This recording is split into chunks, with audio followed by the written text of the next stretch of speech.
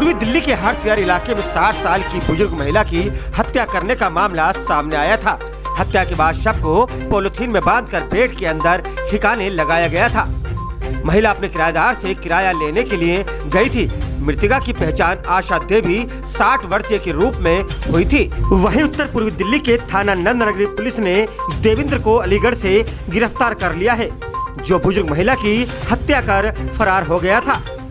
जिला के DCP joint Ricky ने बताया कि करीब 4 साल पहले वे आशा के नंदनगरी स्थित घर में किराएदार के तौर पर शिफ्ट हुआ था। बता दें, देवेंद्र और आशा करीबी दोस्त बन गए थे और शारीरिक संबंध भी बन गए। करीब 2 साल पहले वे अपने से एक मंजिल नीचे रहने वाली लड़की के करीब आया और उससे शादी करने के लिए कहने लगा। देवेंद्र ने कहा कि वह सीबीआई में काम करता है और उसके भाई को भी नौकरी दिला सकता है। मृतक आशा इस शादी से नाखुश थी। उसने देवेंद्र को फोन करके देवेंद्र को बुलाया और हर्षविहार के खाली मकान में मिलने की मांग की। दिनांक 12/10/2023 को लगभग दोपहर 1 बजे देवेंद्र और आशा हर्षविहार स्थित घर पहुंचे। आशा ने देवेंद्र को धमकी दी कि जब तक वह जीवित है वे उसे उस लड़की से शादी नहीं करने देगी। देवेंद्र ने विरोध किया, लेकिन आशा ने उसकी बात मानने से इनकार कर दिया। देवेंद्र के मुताबिक आशा ने उसे थप्पड़ मारा और उसने जवाबी कार्रवाई में पास पड़ी ईंट से उसके सिर पर कई बार कर दिए। जब वे बेहोश हो गई तो देवेंद्र ने उसे कई बार मारा और उसकी हत्या कर दी। इसके बाद आरोपी देवेंद्र पास की दुकान से 20 मीटर प्लास्टिक शीट खरीदी। उसमें उसके शव को लपेटा और ग्राउंड फ्लोर पर बेड बॉक्स के अंदर भर दिया। मृतक आशा के पास करीब 13,000 रुपए थे। उसने उसके पैसे और पहने आभूषण छीन लिए और यूपी के अलीगढ़ भाग गया। इसके बाद थाना नंदनगरी पुलिस ने एक टीम गठित की और आरोपी देवेंद्र को यूपी के अलीगढ़ से चंद घंटों में ही गिरफ्तार कर लिया। ये कल जैसा आप लोग को पता ही है 1:45 बजे का एक कॉल आया था कि हर्षविहार में एक महिला की डेड बॉडी। उस समय तो महिला के नहीं पता लग रहा था, बिकॉज महिला को हम ढूंढ रहे थे। हम वी अज्यूम की महिला की डेड बॉडी होगी, क्योंकि 10 तारीख से महिला मिसिंग है। दिलशाद गार्डन में रहते हैं। इनकी 2 प्रॉपर्टी हैं यहाँ पे इस परिवार की, एक नंदनगरी में, एक हर्षविहार में। तो नंदनगरी बताते हैं कि 10 तारीख को ये निकली हैं अपना किराया लेने के लिए और उसके बाद घर लौटी नहीं। तो इनके परिवार वाले चिंतित थे। 13 तारीख को उन्होंने एक मिसिंग एंट्री लिखाई है नंदनगरी में। That is the first information police has got कि शी इज़ मिसिंग। उसके बाद 15 तारीख को जब उनका दूसरा एक प्रॉपर्टी है हर्षविहार में, वहाँ उनको बताया कि बदबू आ रही है। फिर उन्होंने जब चेक किया तो फिर वो एक बेड बॉक्स जो होता है, दीवान जिसे बोलते हैं, बिस्तर, उसके अंदर प्लास्टिक से लिपटा हुआ कुछ था जो बहुत स्मेल कर रहा था। एंड वी कुड अज्यूम कि it is a dead body. तो उसके बाद एफएसएल टीम वगैरह सारी बुलाई। तो फिर ये आशा देवी जो मिसिंग थी, she is about 60 years old, तो उनकी लाश थी जिसको उसके अंदर डाल दिया गया था। और जो किराया जिनसे ये लेने गई थी, तो वहाँ हमने जब पूछताछ किया तो वहाँ पे एक देवेंद्र अलियास देव है, 30-31 साल का लड़का, वो उसी दिन से गायब था। तो नेचुरली हम लोग की जो सस्पेशन की सुई थी उसी तरफ घूमी और इससे हमने तफ्तीश करना शुरू किया।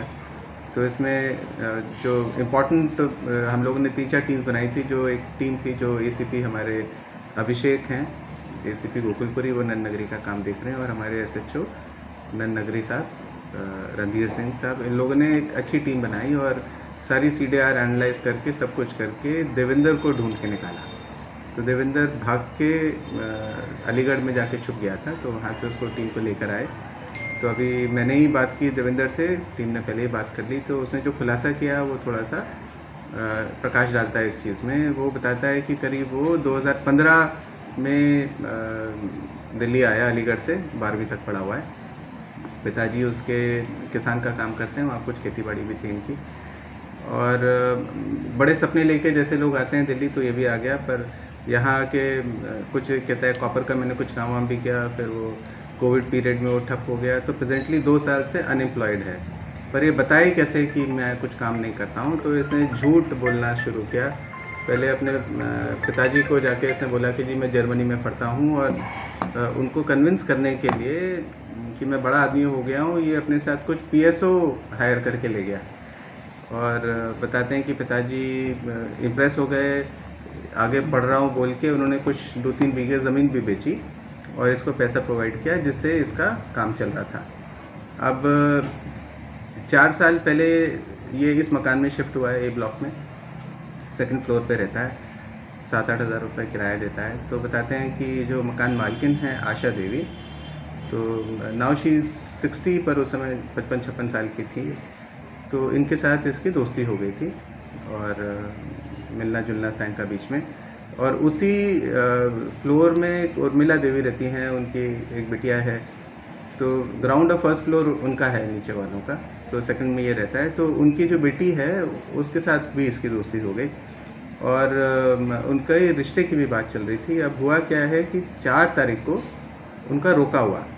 अब रोका होने के बाद आशा देवी को पसंद नहीं आया, तो वो उसको बार बार इसको मिलने के लिए बोलती रही कि तुम मेरे से मिलो, मेरे से मिलो।